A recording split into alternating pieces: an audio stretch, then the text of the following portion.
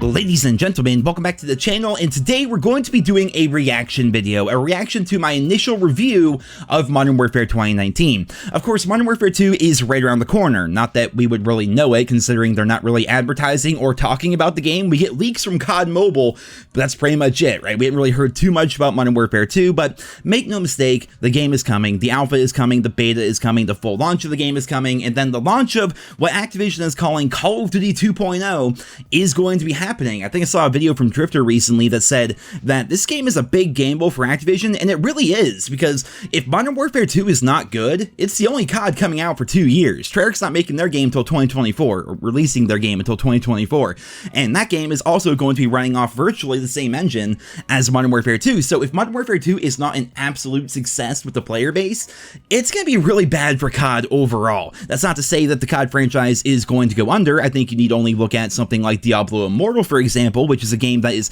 universally panned by the player base. If you look anywhere online, people are talking about how bad that game is. They're making more than $1 million a day off that game right now. Like, it turns out, like, what we talk about here on YouTube and stuff doesn't really represent the opinion of the average consumer, the people that just don't actually pay too much attention to things like YouTube and Twitch or Reddit or whatever. They just go about their day, play their games, and they don't care. And I think that's why games like Modern Warfare 2019 and Warzone keep on releasing so little content, but still making so much money. It's because the average player, like the uninformed player, they vastly outnumber people like us who are rewatching a review from 2019. But I wanted to see and go back if I was wrong about Modern Warfare 2019. I have not watched this video since it came out 3 years ago, and I want to see what my first impressions of Modern Warfare were. We're not talking about the gunfight alpha, we're not talking about the beta. This is the full launch of the game. As you can see, it was released on October 24, 2019. And without further ado, ladies and gentlemen, let's jump into this review and see what I initially thought about Modern Warfare and how those opinions have changed over time. And also, my mic is going to sound way different in this video. Ladies and gentlemen, welcome back to the channel and welcome to the Modern Warfare Impressions video. Since I didn't do one of these back during the beta, this video has been a long time coming, but I want to stress right here at the very beginning of the video that these are impressions. Of course. This is in no way... That's a big thing. Every time you see a review, just make sure, like, if you're going to call something a review, make sure it's a review that you've, like, had time to, like, actually formulate opinions and dive deep into different aspects of the game. I like to call them first impressions. My final opinion of the game, but rather just some of my personal thoughts on the game. I can't remember the name of this map. After having played the beta and then transitioned into the full game. Now, some of you may be wondering, how am I already this level? How have I already been able to play the game early? Well, it turns out that for Xbox fans, if you wanted to play Modern Warfare before the 9 p.m. Eastern release time... You take a vacation. You head to Australia. You simply just need to change your location on your Xbox to New Zealand. New Zealand, okay, your time zone.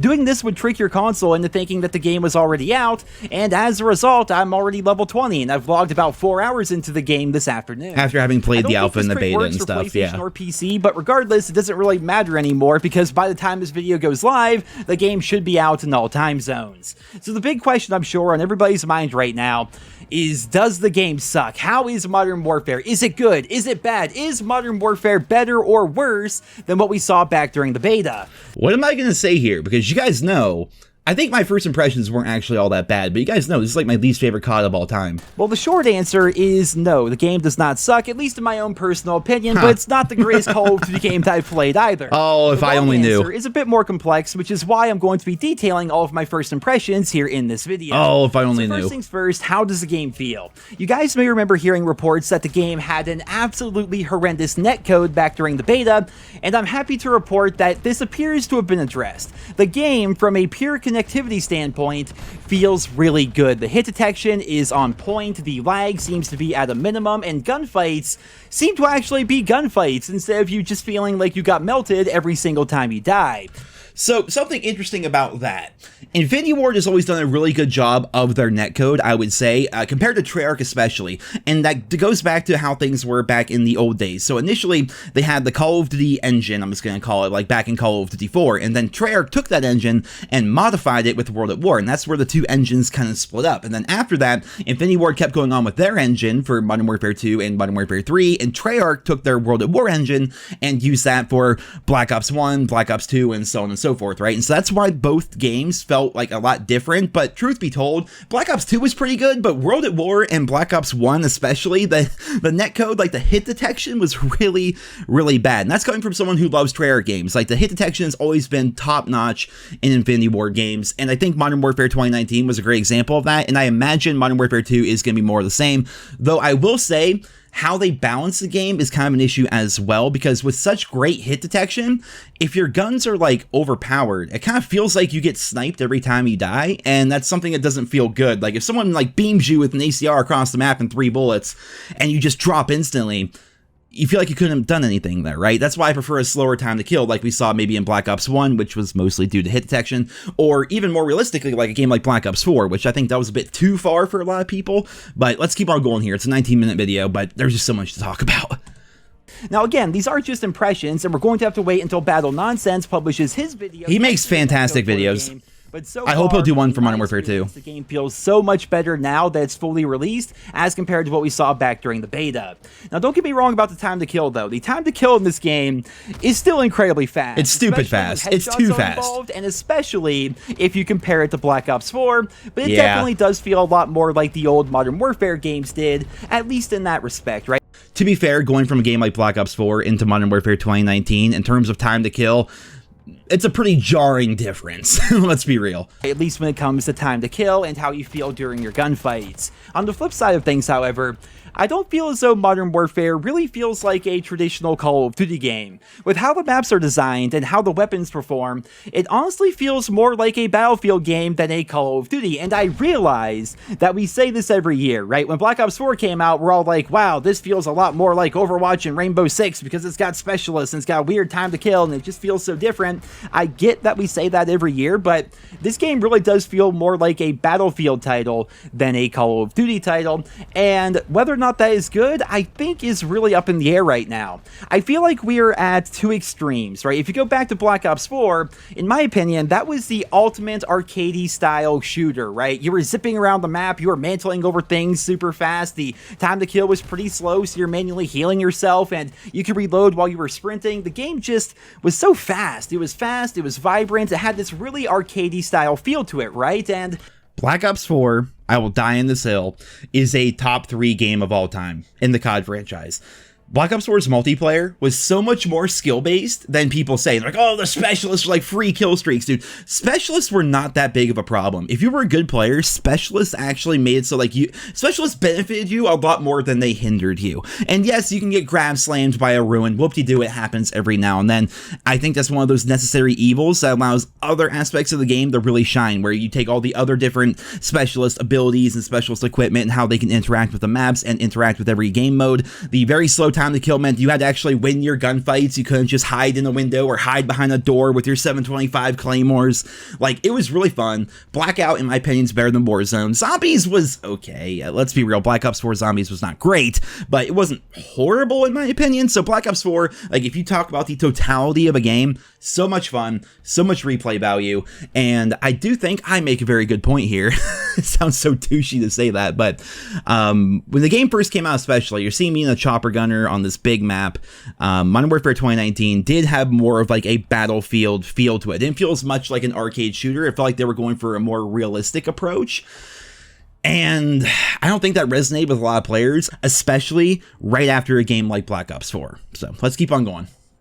I think it's probably the best example of that design philosophy that we've seen in the series so far. On the flip side of things, however, we have another extreme. Modern Warfare is by far the slowest, most tactical-focused Call of Duty game that we've ever had. Campy and boring, This is due to a number of factors. We have slower sprinting than we're used to. Also, we have the ability to run faster for a short period of time, which is off-putting, but you kind of get used to it. We make it a little bit slower, the maps are a little bit bigger, and there's also a lot more elevation in this game as compared to previous titles, and of course there aren't really a lot of perks that you can use to help you pick up the pace, right? So it definitely feels a lot slower and a lot more tactical. There's also some attachments for I like how tactical is a buzzword for camping. Just throwing that out there. each gun that can help you with that. They can make you feel like you're moving around a little bit faster while aiming down sights, but at the same time, if you want something as simple as a grip on your assault rifle or an extended mag on your submachine gun, you put that on your weapon knowing it's going to slow you down even more. Which was stupid. I think this Very creates stupid. a meta where rushing is almost punished outside of getting yourself from one position of advantage to another position of advantage. The end result is much lower gameplay than I think a lot of us are used to. You may be watching the gameplay here and be thinking, wow, Nero has barely moved whatsoever, but honestly, guys, that's the game we're playing this year. If you move from your position of advantage, you're opening yourself up to get killed by some guy in a window or some person crouching around the corner, and suddenly you're dead, you're off that point, and their team takes that point, and now your team's at a disadvantage because you decided to rush. This is old school domination gameplay right here, which is, you know, I'm of two minds, right? This is obviously very slow, very campy, but at the same time, it also kind of represents what old school domination used to be like, which is take the B flag, take the back flag, trap the opposing team at their flag, and just shoot fish in the barrel. You guys are watching it right here. I'm just sitting here with my assault rifle. For the life of me, I can't remember the name of it. It's the one I got my nuke with, but I'm just sitting here aiming down sights with a holographic sight and just shooting fish in a barrel as they move out, and they're just punished for trying to rush because I have this position of advantage here in the center of the map with all these buses. To be fair, Piccadilly wasn't a very good map, but you know what I mean. It's just you're punished for moving. I feel like you're punished for trying to rush around in this game. Going back to Black Ops 4, I keep using it as an example just because it's the most recent game, but even going back to games like Call of Duty 4 and Modern Warfare 2, I feel as though you could rush around pretty easily in those games without really putting yourself or your team at a big disadvantage. Well, in Modern Warfare, I feel like map control is way more important than raw gun skill or twitch reflexes or anything like that. I have plenty of examples of what I'm talking about, and I'll try to splice them into the video, but you're going to be seeing where the other team has full map control, and it almost feels like there's nothing you can do about it, right? Spawns are pretty much set in stone on a lot of the maps in this game and in a lot of the game modes, so you'll find yourself just spawning over and over and over in the exact same place. Can we all agree that the stupid zoom in camera thing when you respawn in like Team Deathmatch and Dom is like the dumbest idea ever? I mean, Infinity Ward did a lot of dumb things with this game, but that's stupid. Like, it's annoying enough that you died, but then to watch that stupid animation of you like respawning, I fucking hate it. I hate it so much. With 6 guys on the other team already aiming down sights and waiting for you to make a move. Now the question is that a good design philosophy for a multiplayer game? Well, I think the answer is both yes and no. I know for some people, no doubt, this is the kind of slow-paced action that they were hoping for with this year's game. Because they're not very good at the game. Some people say it's a lot like it was back in Modern Warfare 2 and Call of Duty 4, and I don't agree. I really don't agree. I don't even know. I have like 60-something days playtime in Modern Warfare 2, probably another 50 in Call of Duty 4, and I felt as though in those games, rushing was a viable playstyle, and map control, while it was a big deal, it wasn't the biggest thing ever, right? You could still carry your team by flanking and doing things like that.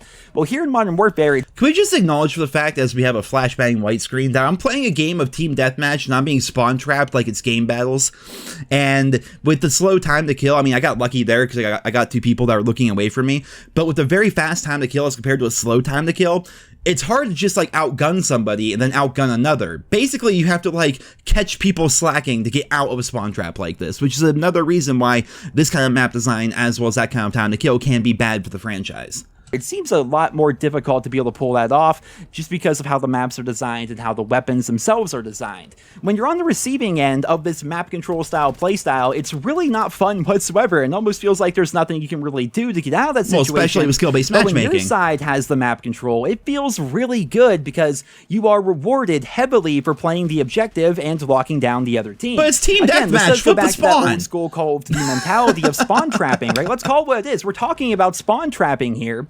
And I think it's a core design philosophy of Modern Warfare, and I'm very interested to see how the game is going to play out going forward, knowing that the game is built this way, right? The game is designed for you to establish map control, go to these various positions of advantage throughout each map, and hold them down and try to lock the enemy team back as far as you can. In a lot of ways, I feel as though this is going to really show who's good at rushing versus who's not good at rushing, because if you can succeed rushing in this game, which so far I cannot, but if you can do that, then you're going to have to be a much better player. Rushing is going to... Yeah, but they kind of even countered that idea. This is, mind you, these are first impressions. We didn't quite know. I'm using dead silence here in this, but without dead silence or like a ninja perk of some sort, try rushing, especially in a game like Modern Warfare, where people can hear you just stomping and stomping and stomping. I'm sorry if that sounded like somebody knocking on your door, but that's just me tapping my desk. If you, like, you're running through the map like an elephant, everyone knows you're coming. Right? Oh, dead silence better be a perk in the next game, man. To require much more skill in this game as compared to the previous Call of Duty titles, and I would love to hear what you guys think about that down there in the comments. Do you think this is a good design philosophy for the game? Leave your thoughts and feedback down there in the comments. But speaking of spawns, let's go ahead and talk about the multiplayer maps themselves. I'll try to keep this section somewhat brief because honestly, it's really hard to judge map quality when you don't have a lot of experience with them. That's Obviously, true. we played a couple of them during the beta, but there's a bunch of new maps here, and my initial... It's very easy. This is going to be a long video, but I keep... You know, every time a game comes out, I try to keep this in mind. When you first play a map, your first impression, you can be like, oh, the map looks nice. Oh, I did pretty well. The map must be good. It takes weeks. It takes sometimes months for like a meta to establish and for the player base getting used to the maps and things like that before you can truly find out whether or not a map is good. And so when you like a map at the very beginning of a game, that's cool, but chances are that may not actually be a very good map, and vice versa. If you hate a map at the very beginning of a game and then you realize later on, like, wow, this map actually is pretty good once you get to know it, you know, that's kind of how it goes. So impressions are that none of these maps really seem to wow me. They all just seem very mediocre. Mediocre? Right? But at the same time, I'm still learning them. I'm learning flank routes and spawn areas and lines of sight and different ways to capture different objectives and hold down different objectives. So I'll reserve judgment until I've played each of the maps a bit more, but I will say I do find it strange that so many maps are game mode specific. There are maps that are designed specifically for 6v6, some are made for 10v10, some are made for 32v32, some are made for 2v2, the gunfight game mode, and I feel as though that does encourage the player base to get out of their comfort zone a bit more and try out different modes so they can experience more of what the game has to offer. But at the same time, if you're just somebody who wants to play Dom, like the old school Call of Duty, I have something I want to say so bad. Run around, capture flags, play domination, and enjoy yourself, there's a very limited number of maps in which you can actually do that, and I wonder, will the game get old for those players if they do not want to expand their horizons, if they don't want to move and try playing game modes like Headquarters, or even going to Team Deathmatch or Gunfight or things like that, because there's a limited number of maps in this game right now. More are coming, and they're all going to be free, and they're all coming to every platform at the same time, which is wonderful, but right now, at launch, there's not really a lot of map variety, especially if you're set in playing one particular game mode. So me from 3 years ago, I waited as long as I could. Me from 3 years ago was a genius, and it was actually a pretty obvious problem. So what's cool about adding those new game modes is there's more variety. Ground War was actually pretty interesting in Modern Warfare 2019. I think Gunfight to this day is actually a really cool idea, and I hope it returns. But the problem was the developers were spreading themselves too thin at the time, and they're still doing it now. You look at Call of Duty Vanguard, same exact problem. They're taking all of their development time and they're spreading it amongst all these different game modes when it seems like, and this is just probably my own bias, but it seems like the vast majority of people just want to play Team Deathmatch, Free-for-All, Domination, and Search and Destroy. I just wish like the core multiplayer experience, like the normal COD that we all know and love, was like at the forefront of their priority list as compared to like trying to set up things for Warzone and stuff like that in the future. But let's keep on going. Also, I would love to hear what you guys think about that down in the comments, but I'd also like to say, I like the night vision modes. Those are pretty freaking cool, right? It was interesting for a bit. If you go back to Black Ops 4, they would add these nighttime/weather variants of maps, which I enjoyed. It added a little bit of flavor to the multiplayer. Instead of playing on the same map over and over, you're now playing on the same map, but with a different time of day and a different weather pattern, and it added some variety, right? It wasn't the best thing ever, but they were free, and it was fun. Well, here with Modern Warfare, the nighttime maps are completely different than the daytime maps because you're using night vision. You can't properly aim down sights with your gun. Ever actually you're constantly popular? Looking for lasers. Like, I never really played that after launch. That laser appears for everybody, and the other team can see that there's someone down there waiting for them, aiming down sights.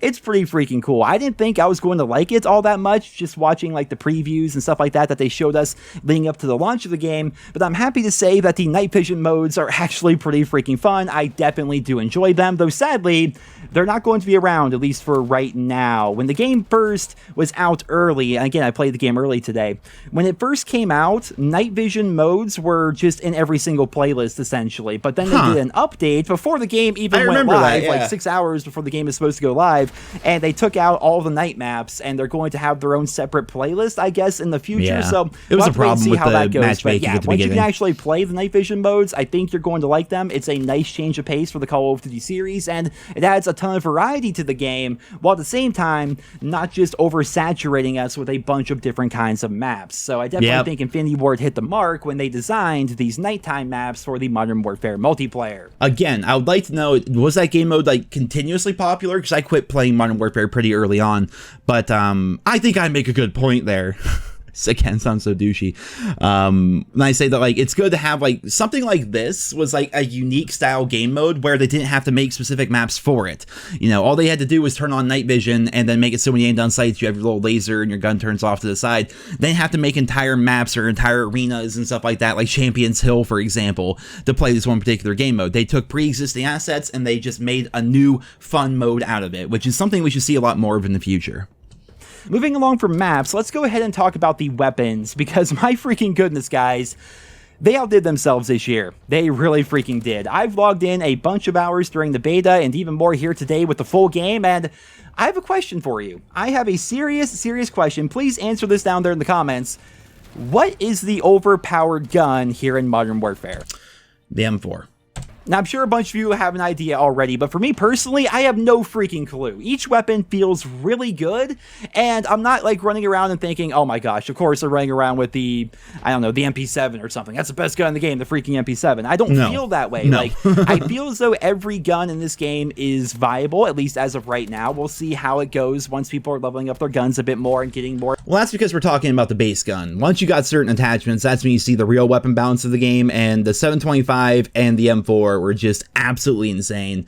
And yeah, so that was a bit of it was a honeymoon phase. That was like a honeymoon opinion right there, because we didn't know what the weapon balance is going to be like, because we're all running around with like a red dot sight and maybe a silencer. We didn't have very many attachments unlocked at the time. More attachments and things like that, but so far things feel really freaking good. Another awesome thing that they did is they added mission challenges to the game. Now, I should say, you have to activate these. You can't just do them all at once like the challenges in previous Call of Duty games. You have to pick one and then start working on them and work your way through it. Just add challenges. For doing some of normal these challenges with 100%. You're That's what we going to need. unlock weapon variants for guns that you may not even have access to yet. So, for doing the boot camp challenges, you unlock an MP7 variant and it comes with its own attachments, right? Well, because you have that variant, you can now use the MP7. It's one of the last guns you actually unlock in the game, but if you get that variant, you can use it pretty much right away with those set attachments.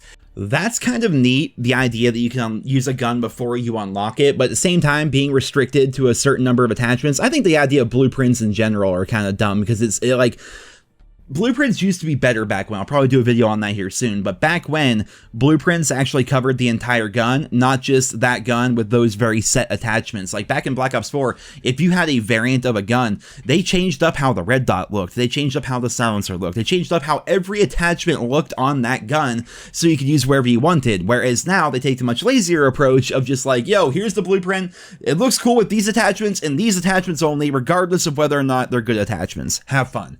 I'll probably do a video on that here soon. Now, obviously, you can't level it up because you don't have it unlocked yet, but you already have some attachments, you have the gun, and I think that's a really cool feature. I'm definitely a big fan of that. I also really enjoy the customization and the important decisions that the attachment system provides. You guys may remember a couple of years ago when they first implemented the Pick 10 system to the Call of Duty series, I was all for it, because what it did was it allowed you to really tailor your class to your particular playstyle and make some meaningful decisions, right? It's like, do I want to have a rocket launcher to shoot down UAVs, or do I want to get rid of that and have an extra attachment on my primary? Or do I want to get rid of my frag and my stun so I could have 2 perk 3s or things like that? It added a lot of depth to the Call of Duty Korea class, but I feel as though what we have here in Modern Warfare is almost like an extension of that. Again, these were honeymoon impressions. I would say Pick 10 in general is the superior way to go. And I could talk forever about all the useless attachments that we have. It is fun for some gun nerds to like tailor their gun the way they want or make it look a certain way, but in general, there's gonna be like 5 good attachments for your gun, the 5 optimal attachments for how you play, and then all the other attachments are kind of pointless. So why do we need to have 70 of them? Why do we have to level our gun up through 70 weapon levels and just to finally get like a certain number of like good attachments? It just feels really bad. But in general though, pick 10 would be fantastic if they were to return to that, but I don't think they're going to. Right? Because while yes, we still have a primary and we have a secondary and we have a set number of perks and things like that, the attachments themselves force you to make some really important decisions. If you want to have a Real quick, Cold War did a great job with this. I think Cold War, because this is like, yo, sound suppression, nice, but you're losing aim down sight speed and you're losing aim walking steadiness, which I guess you know what those are. But like the little mobility number, the damage number, the range number there at the bottom, that was always completely inaccurate. Always has been, always will be. And at least in a game like Cold War, we could see exactly what was happening. But even then, sometimes that's inaccurate. So we have to have people like Exclusive Ace go and test out every single attachment to see what it actually does. And it's a pain in the ass sometimes, man. They need to have a proper firing range in the game where you can shoot your gun and you have damage numbers pop up. Just do it, man. It would work out so well. Graphic site, which is really good in this game because a lot of the maps are really big and actually helps you out.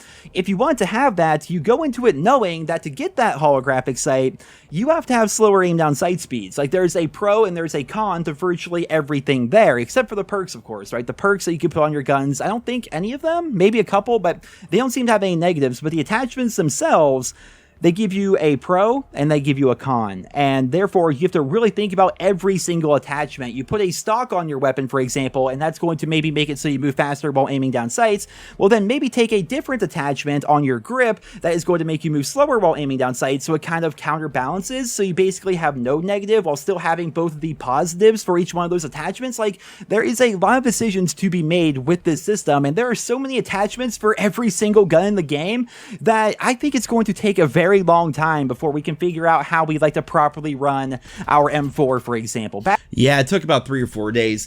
So the attachment system in this game, again, I think Cold War did the exact same thing, but better. The annoying part about Modern Warfare, and I truly hope that they don't repeat this with Modern Warfare 2, was that if you look at that, like most of your attachments, if you want your gun to have an extended mag, if you want to have a freaking red dot, if you want to do anything, it's like, okay, you run slower, you aim down sight slower, you strafe slower, you are slower, you're fat now. You can't do anything. Like, it's terrible how everything in the game, if you want your gun to be better, you just weren't allowed to move. And I think that goes back to the idea of like that safe space map design and like how the entire game was built from the ground up at the very beginning. And then apparently they started changing map design a bit more with DLC later on. But in general, when the game first came out, they punished you so heavily for moving. And I truly hope Modern Warfare 2 does not make that same mistake. Back in the day, it was pretty simple. Back in Modern Warfare 2, red dot sight. It's all you needed, right? Put the red dot on there, you're ready to go.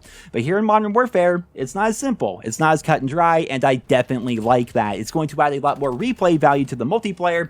And I also like the camos, right? Just continuing on with the theme of the weapons here, I like the camo system because there's something like 100 different camos for each gun, and they're all broken up into different categories, which means that pretty much no matter what you're doing, you're always working towards more camos for your weapons, instead of just the old mundane system of simply getting headshots.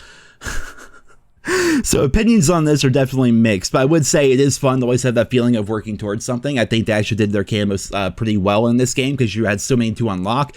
The challenges were pretty dumb, though. What did it take to get Exclusion Zone, or whatever it was called, Obsidian in this game? Like, you had to, like, get, like, 3,500, like, total crouch kills and, like, 2,800 total leaning kills. Those numbers are off, but they're pretty close. Like, some of the challenges were pretty dumb, and I think a simpler system would make sense compared to, like, okay, we don't need challenges for freaking long shots on submachine guns. It's so stupid. Vanguard, that's the reason why I stopped playing Vanguard, because the only thing I had to do in that game was go for camos, and I'm bored of going for long shots. And you know, so crouching kills, leaning kills, long shots with weapons that aren't meant to be used at long range, and especially when you need like 100 of them, stuff like that is dumb and it's meant to waste your time. Other kinds of challenges can be done properly. I think Black Ops 2 is a perfect example. Like, get through your headshots, and after that, you get challenges like, you know, 50 kills, no attachments, 50 kills with all, like, 6 attachments or whatever. And then keep on doing things like that. that is the way to do camos, in my opinion. What we have here in Modern Warfare 2019 is not bad, but there's definitely a number of issues, and I hope that they learn from all this data and all their mistakes and stuff like that in the past when it comes to Modern Warfare 2. Headshots are part of it, don't get me wrong, but there's a bunch of other ones as well. You get camos for getting kills, you get camos for getting kills while crouched for some reason. Like, there's a bunch of different challenges in this game for a bunch of different camos, and I'm definitely a big fan of that. So far, I find that the weapons and the gunplay of Modern Warfare are above and beyond my favorite aspects of it. That, and I suppose the leveling. I discussed it in my previous video, but there's a new system where they essentially just front load you everything, and then instead of prestiging, you have officer ranks. What this means is once you get to level 50, your guns will permanently be unlocked for you forever, and you may think that's going to get boring, right? It does.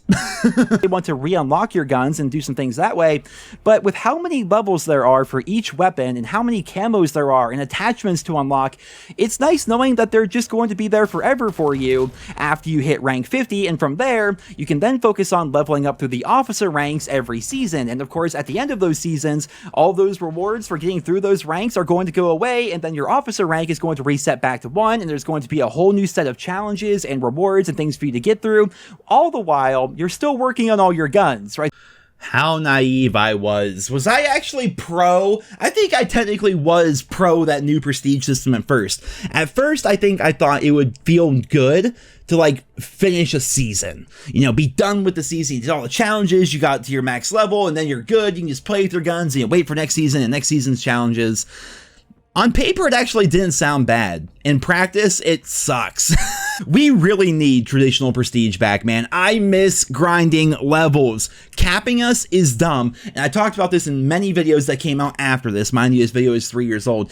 The way to do it, in my opinion, is to keep the seasonal challenges. I'll die on this hill. Seasonal challenges are a good idea. Have challenges that you can only complete during a season with season-specific rewards that go away at the end of that season, so it's like a bit of prestige, right? You did all the challenges in Season 1 in Modern Warfare 2, and, you know, here we are in Season 10, because it's a 2-year game, and you're rocking the whatever weapon variant you get for doing all the challenges in Season 1. That's pretty cool, right? It's a pretty rare item that you have right there. Keep the seasonal challenges, but don't have seasonal prestige. Very simple, but we'll see what they do. Right, there are so many weapon levels and so many things to get for each individual weapon that I think there is going to be a lot to do here in this game. On top of that, speaking of things to do, and I know for a fact that this is a way bigger deal to me than it is probably for a lot of you guys, but combat records and leaderboards are here. I still have no freaking idea why Treyarch did not have these for Black Ops 4. It makes no sense whatsoever, but we have combat records. I forgot that was the thing. Yeah, Black Ops 4 didn't have a combat record. You had to use your phone. I think that's a good thing. It was so dumb. Ladies and gentlemen, I think that's pretty much going to do it. I'm trying to think if I forgot anything that I wanted to cover here in this video, but if I'm just focusing on multiplayer and not talking about Spec Ops or campaign whatsoever, I think that's pretty much it. I mean, the operators, I could talk about the operators. It's neat how you have to unlock them by doing different things within the game. It's actually like the specialists back in Black Ops 4's Blackout mode, where you have to do these very specific things to unlock specific characters. Well, it's pretty much the same thing here in this game, and there's 18 of them total, and probably more of them coming later on down the line. And it's kind of cool that to get one character, for example, you have to do a specific campaign mission, while for other characters, you have to play 25 public matches, or just little challenges like that. It just gives you so much to do. I talked about in my previous video, but there is just... with the amount of challenges they have here in Modern Warfare, there is going to be a lot for us to do for a very long time. And with the idea that this game is going to be a seasonal game, in that every couple of months they're going to reset the season and then see the guy have outside a bunch the window? of new challenges come along with a bunch of different rewards and things for you to do. On top of course, all the new weapons are going to be added for free, as well as the new maps are going to be added for free. I can see this potentially being a game that actually lasts the entire year, which can't be said for a lot of other Call of Duty games that have come out recently. You may remember Activision coming out and saying that Black Ops 4 was going to be a 3-year title, and turns out they lied. I forgot about that. Oh, why wasn't Black Ops 4 a 3-year game? Oh, 3 years of Blackout? If they actually made it free and cross-platform, oh, they could do it. It's on Battle.net. Oh, I'm upset. I forgot that was a thing. I need a moment, guys. I need a moment. about that. They're done with updates. That game is pretty much dead in the water as of right now. And even though they have not made the same comments about Modern Warfare, there's really nothing where they're saying it's going to be a multi-year game. But if they keep this up, I could see it actually being a multi-year game. It did end up being that. They got new maps, didn't they? Things for us to do during Cold War. Of course, time will tell, I suppose. As of right now, these are just my first impressions after having played the game for a couple of hours, and I would love to hear what you guys think down there in the comments. As always, I will be with you every step of the way as the game grows and evolves over time, but I'm going to at least for another video month by just simply passing the question off to you guys. What do you think of the Modern Warfare multiplayer so far? What do you think of the guns, the gun balance? What do you think of the maps, the spawn system, the unlock system, the rank up system? I covered all these things here in today's video, so I would love to hear what you guys think down there in the comment section below. But ladies and gentlemen, I want to thank you guys all so much for listening. Thank you for taking time out of your day to check out this video. Be sure to hook up with a like if you guys enjoyed, and I hope you guys all have a wonderful day. Oh, he said the thing.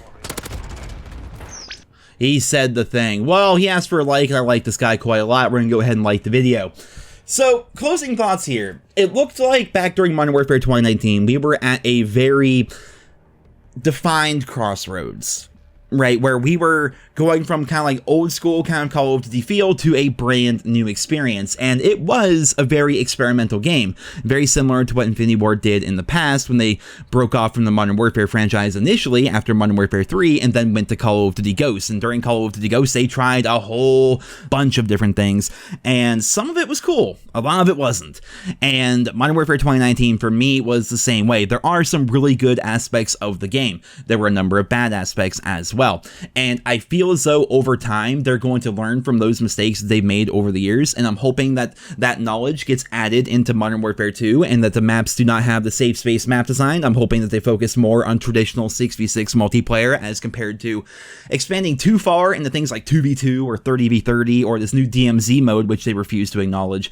I'm hoping that this is going to be the COD that rekindles everyone's love for the franchise, because Call of Duty, like it or not, has been around for almost 20 years. The 20-year anniversary is coming up next year, and I would love for people that played Call of Duty 4 and Modern Warfare 2 back in the day to come back for this Modern Warfare 2 and enjoy the game as much as they did back then. I would like to see people that stopped playing after, you know, Black Ops 2, for example, come back and enjoy the game, because it's going to be a 2-year game. I'm hoping there's a normal, good prestige system. The operator system is going to work. I'm going to miss factions, but I think operators are the future.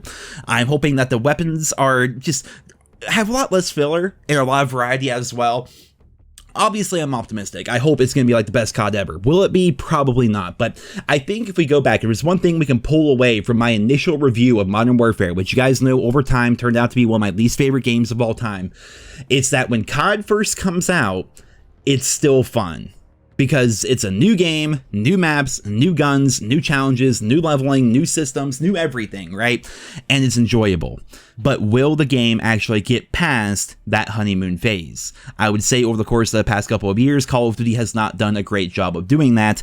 And like we talked about more towards the very beginning of the video, Modern Warfare 2 is a 2-year game. If you don't like it, tough. That's all you get for 2 years. I can see a situation where maybe after, 1 year, they could release like a remaster of another game or something if they really are hurting for money because the game isn't doing all that well. But with Warzone 2 and Modern Warfare 2 being the only COD games for the next 2 years, all their eggs are in one basket, man. This is a big gambling chip they're playing with here. And I'm very interested to see how it's going to play out. But guys, that is all for today's video. I hope you enjoyed it. Leave your thoughts and feedback on all of this down there in the comment section below. And I hope you guys all have a wonderful day.